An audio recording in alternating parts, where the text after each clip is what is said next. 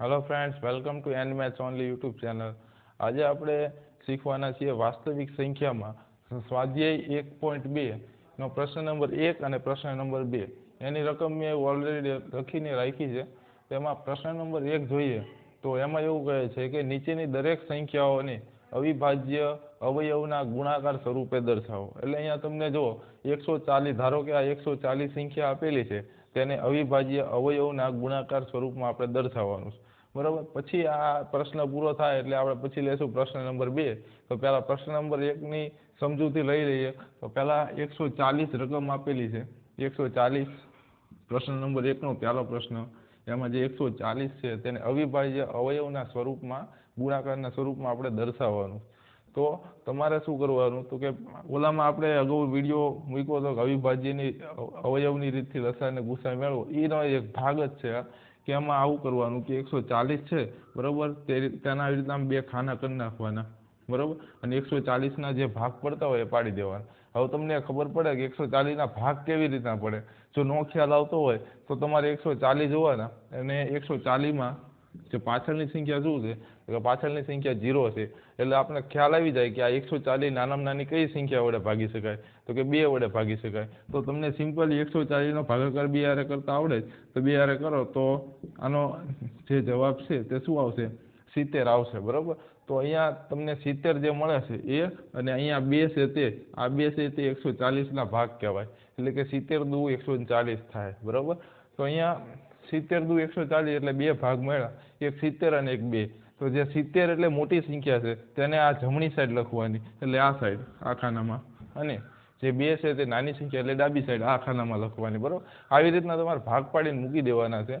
હવે તમે આ સાઈડની સંખ્યા રહી 70 એને જુઓ તો 70 ના હજી ભાગ પડશે, 70 ના શું ભાગ પડશે તો કે 35 દુ 70, બરાબર। તો 70 ના હજી ભાગ પાડીએ એટલે હજી આમ બે ખાના કરવાના, એમાં 35 દુ 70 એટલે 35 મોટી સંખ્યા એ આ સાઈડ આવશે અને 35 દુ એટલે કે 2 એ આ સાઈડ આવશે। હવે 35 ના હજી ભાગ પડે છે, 35 ના શું ભાગ પડે તો 7 પંચા 35, એમાં મોટી સંખ્યા 7 છે એટલે તમારે મોટી સંખ્યા આ સાઈડ 7 અને પંચા એટલે આ બાજુ 5, એટલે કે 7 પંચા 35। હવે જો તો 7 ના હવે કઈ ભાગ નહીં પડે, 7 એકા 7 પડે પણ એને આપણે એ રીતના એકાનો જે ભાગ હોય ને એ હવે આગળ દર્શાવવાનો નહીં, બીજા એ સિવાય 7 એકા 7 સિવાય હજી એક ભાગ પડશે નહીં, તો આટલા જ ભાગ પડે છે। તો હવે અહીંયા સુધી તમારું પૂરું।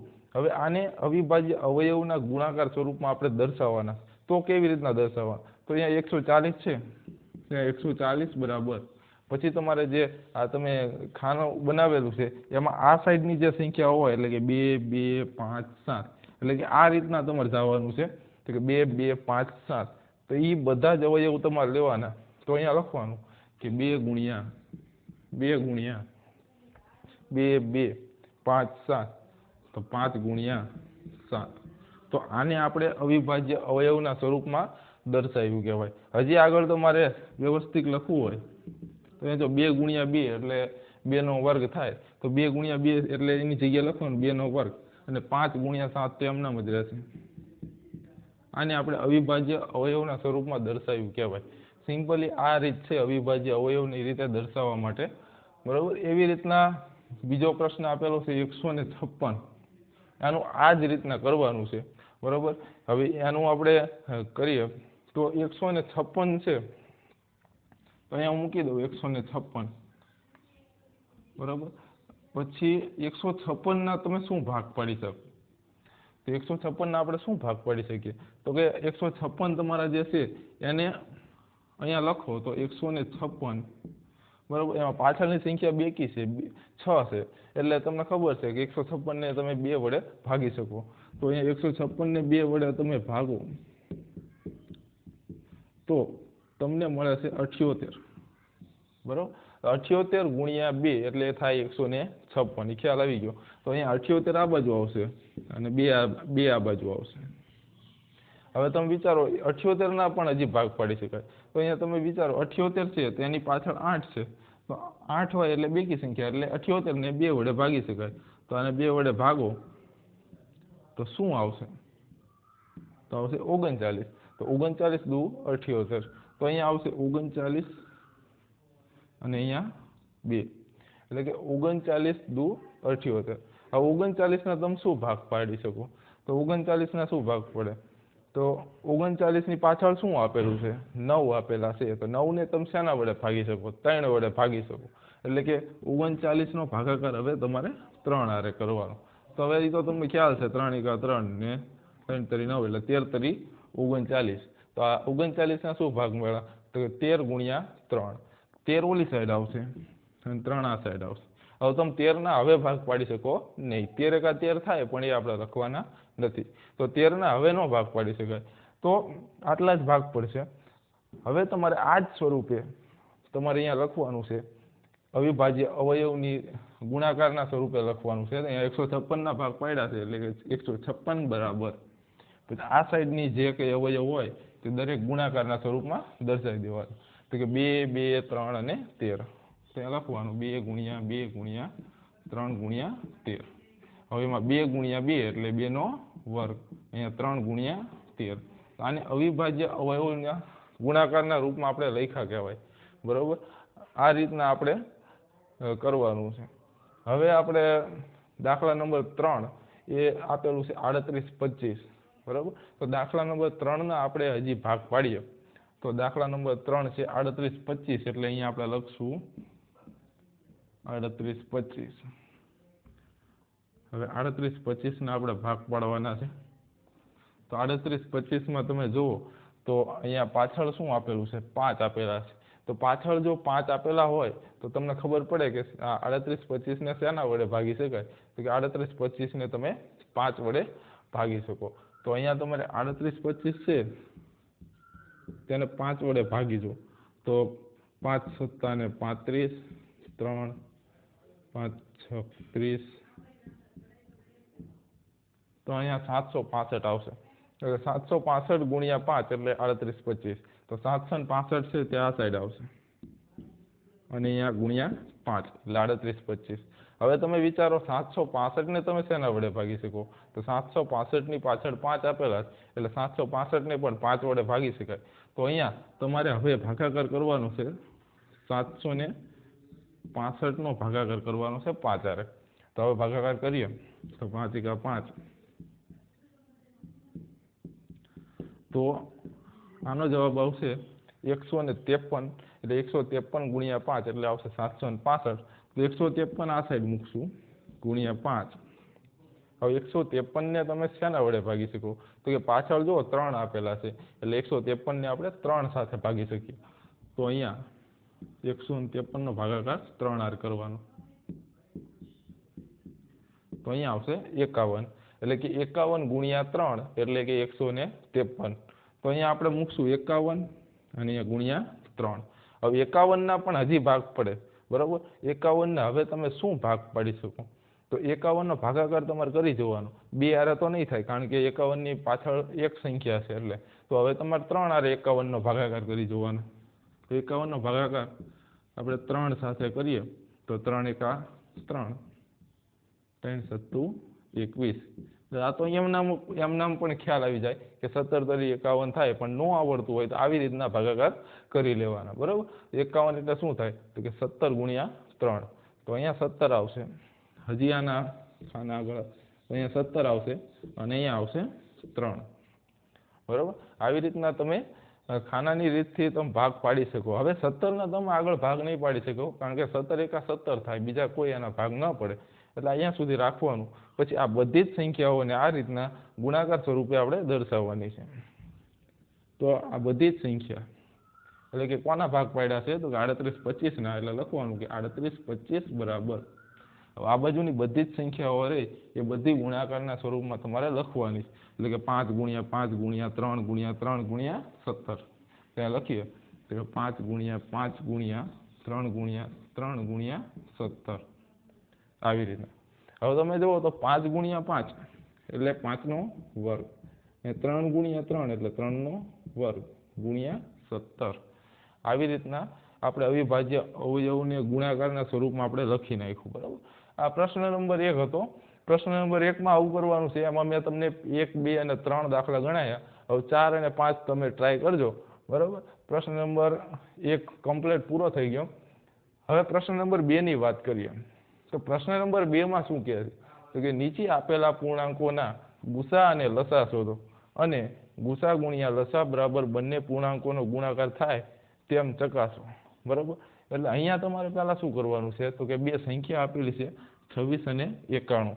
તો આ જે 26 અને 91 છે એના પહેલા તમારે લસા અને ગુસા મેળવવાના છે। હવે લસા અને ગુસા મળી જાય પછી આ નીચેનું જે સૂત્ર આપેલું છે ગુસા ગુણ્યા લસા બરાબર બે સંખ્યાનો ગુણાકાર એને ચકાસવાનું બરાબર। સિમ્પલી પહેલા કોઈ બે સંખ્યા આપેલી હોય એનો ગુસા અને લસા પહેલા મેળવવાનો થાય આ પ્રશ્નમાં। તો અહીંયા આપણે બે સંખ્યા એમાં પહેલી સંખ્યા આપેલી છે 26 અને 91। તો અહીંયા આપણે 26 અને 91 નો લસા અને ગુસા મેળવશું। તો 26 અને 91 ની વાત છે। તો આમાં તમારે શું કરવાનું તો કે અવિભાજ્ય અવયવની રીતથી લસા અને ગુસા પહેલા મેળવી નાખવાનું। ધારો કે 26 છે તો 26 નો આપણે પહેલા ભાગ પાડી દેવાના। અવિભાજ્ય અવયવની રીતથી આપણે લસા અને ગુસા મેળવવાનો છે। તો આપણે શું કરીશું તો કે 26 અને 91 છે એને આપણે ભાગ પાડી દઈશું। પહેલા 26 ના ભાગ પાડી દેવાના પછી 91 અને બંને ભાગ પડી જાય એટલે એના ઉપરથી લસા અને ગુસા મળી જાય બરોબર। તો પહેલા 26 ના ભાગ તમે પાડો તો 26 છે તેને શેના વડે ભાગી શકાય એટલે કે 26 ના ભાગ શું પડે તો કે 13 દુ 26 તો 13 આ સાઈડ આવશે અને 2 આ સાઈડ આવશે। હવે 13 ના તમે ભાગ પાડશો 13 ના કે ભાગ નહીં પડે 13 કા 13 પડશે પણ એ લખવાના નથી। તો હવે આપણે 91 ની વાત કરીએ તો 91 ના શું ભાગ પડી શકે તો 91 ના ભાગ પડે 13 સત્તા 91 તો અહીંયા આવશે 13 અને અહીંયા આવશે 7। હવે 13 ના ભાગ નહીં પડે તો 26 અને 91 ના ભાગ પાડી દીધા। હવે બંને ભાગ હોય એને પહેલા લખી નાખવાનો। પહેલા 26 ના ભાગ રહ્યા 26 ના શું ભાગ પડ્યા તો કે 2 ગુણ્યા 13 તો 26 ની સામે લખવાનું 2 ગુણ્યા 13। એ રીતના 91 ના શું ભાગ પડ્યા તો કે 7 ગુણ્યા 13 તો 91 ની સામે લખવાનું 7 ગુણ્યા 13। આવી રીતના બે ભાગ લખતા આવડે પછી તમારે લસા અને ગુસા મેળવવાના છે। પહેલા તો લસા અને ગુસા મેળવવા હોય તો તમને ખ્યાલ છે ગુસા કોને કહેવાય તો ગુસા એટલે બંને અવયવોમાં જે સરખી સંખ્યા હોય એને આપણે ગુસા તરીકે ઓળખીએ છીએ। તો બંને અવયવ છે આ 26 ના અવયવ શું છે 2 અને 13 અને 91 ના અવયવ છે 7 અને 13। તો આ બંનેમાં સમાન સંખ્યા કઈ છે તો કે સમાન સંખ્યા 13 છે। તો આ 13 જે સમાન સંખ્યા હોય એને આપણે ગુસા તરીકે ઓળખાય બરાબર। તો અહીંયા ગુસા એટલે શું થશે 13 થશે।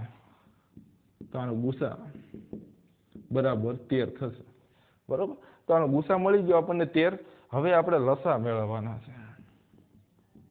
તો લસા કેવી રીતના મળે તો કે સરખી સંખ્યા હોય ને એ તો એકવાર આવે જ છે। સરખી સંખ્યા તો લેવાની જ છે અને એ સિવાય બાકી વધારાની સંખ્યાઓ હોય ને એને પણ લઈ લેવાની છે બરાબર। તો સરખી સંખ્યા 13 છે એટલે 13 તો આપણે લખી જ નાખ્યા। હાલો 13 તો આવી ગયા બરાબર।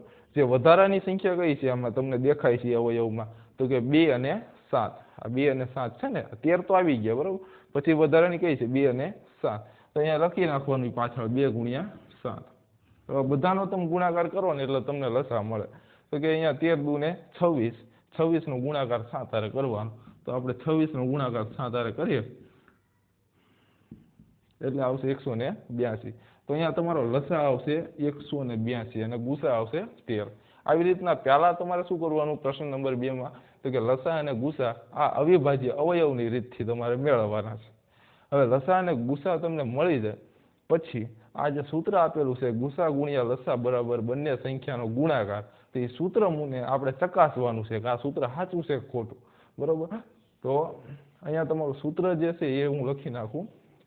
સૂત્ર આપણું શું છે ચકાસવા માટેનું તો કે ગુસા ગુણ્યા લસા બે પૂર્ણાંકોનો ગુણાકાર અથવા તો સંખ્યાનો ગુણાકાર જે લખવો એ બરાબર આપણે એવી રીતના લખી નાખ્યું। એમાં ગુસા તો ગુસા તરીકે શું તમને મળ્યું છે 13 તો ગુસા તરીકે અહીંયા મૂકી દેવાના 13 ગુણ્યા લસા શું મળ્યા તો લસા મળ્યા છે 182 તો લસા અહીંયા આપણે લખીએ 182 બરાબર બે સંખ્યા એટલે કે બે પૂર્ણાંકોનો ગુણાકાર। તો બે પૂર્ણાંકોનો ગુણાકાર એટલે કયા બે પૂર્ણાંકની વાત થાય છે અહીંયા તો અહીંયા આપણે જે લસા અને ગુસા મળ્યા 26 અને 91 ના તો આ 26 અને 91 છે ને બે પૂર્ણાંકો કહેવાય। તો અહીંયા 26 ગુણ્યા 91 કરશું એટલે બે સંખ્યાનો ગુણાકાર થશે। તો બે સંખ્યાનો ગુણાકાર એટલે થશે 26 ગુણ્યા 91। હવે આપણે શું કરશું આમાં આપણે મેન કરવાનું શું તો કે આ બંને બાજુના જવાબ કેવા મળવા જોઈએ સરખા મળવા જોઈએ। જો આ બંને બાજુના જવાબ એટલે કે બરાબરની બંને સાઈડના જવાબ તમને સરખા મળી જાય તો આ આપણે સૂત્ર છે તે યોગ્ય છે, એને આપણે ચકાસી લીધું કહેવાય, બરાબર. તો આપણે એનું કમ્પ્લેટ ચકાસણી થાય જો બંને સાઈડની જવાબ આપણને સમાન મળે તો અહીંયા 182 નો ગુણાકાર પહેલા 13 હારે કરવાનો. તો 182 નો ગુણાકાર આ બાજુનો જવાબ મેળવવા માટે 13 હારે કરીએ.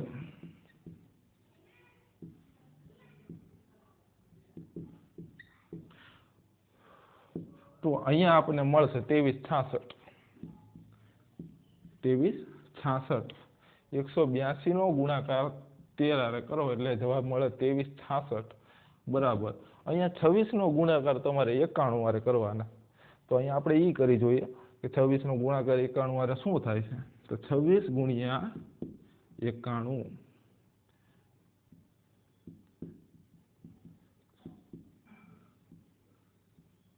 તો આનો જવાબ પણ આવશે 2366 બરાબર. બંને બાજુ આપણે જવાબ કેવો મળે છે તો કે સમાન જ મળે છે, બરાબર. એટલે આપણે આ સૂત્રને ચકાસી લીધું કહેવાય. આ રીતના આપણે સિમ્પલ કરવાનું છે. તો બીજા પ્રશ્નમાં મેં શું કીધું, શું કરશું આપણે, તો કે પહેલા કોઈ પણ બે સંખ્યા આપેલી હોય, બરાબર, એનો લસા અને ગુસા મેળવી લેવાનો. હવે લસા અને ગુસા તમને મળી જાય પછી એ સૂત્ર મૂકવાનું અને સૂત્રમાં તમારે જે જગ્યાએ લસા અને ગુસા બે સંખ્યા હોય એ બધી સંખ્યાઓને એ બધું મૂકી દેવાનું. પછી બે સાઈડ ગુણાકાર કરવાનો, તમને જવાબ બે સરખા મળવા પડે, બરાબર. આવી રીતના તમે બીજા પ્રશ્નમાં કરી શકો. એવી રીતના આ પ્રશ્ન દાખલા નંબર 2 510 અને 92 અને 336 અને 54 તે તમે ટ્રાય કરજો, બરાબર. તો આજના વિડીયોમાં આપણે આટલું જ કરવાનું છે. બાકીના વિડીયો આપણે આ ચેનલમાં અપલોડ થતા રહેશે. જો આ વિડીયો તમને ગમ્યો હોય તો આ વિડીયોને લાઈક કરો, શેર કરો, સબસ્ક્રાઈબ કરો, બરાબર. આજના વિડીયોમાં આટલું જ તે. જય હિન્દ, જય ભારત.